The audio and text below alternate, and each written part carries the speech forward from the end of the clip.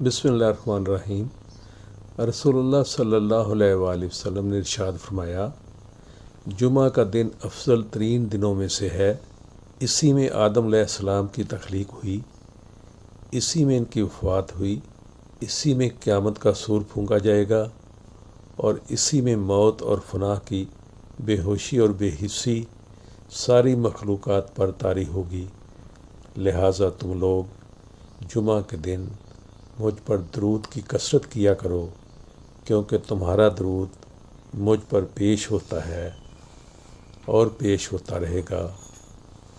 सहाबा ने अर्ज़ किया, या रसूलल्लाह सल्लल्लाहु अलैहि वसल्लम, आपकी वफ़ात फरमा जाने के बाद हमारा दरूद आप पर कैसे पेश होगा? आपका जस्ते अतर तो कब्र में रेज़ा रेज़ा हो चुका होगा। आप सल्लल्लाहु अलैहि वसल्लम ने इरशाद फरमाया, अल्लाह ताला ने पैगंबरों के जिस्मों को ज़मीन पर हराम कर दिया है, यानी मौत के बाद भी उनके अजसाम कब्रों में बिल्कुल सही सालम रहते हैं। ज़मीन इनमें कोई तगय्युर पैदा नहीं कर सकती।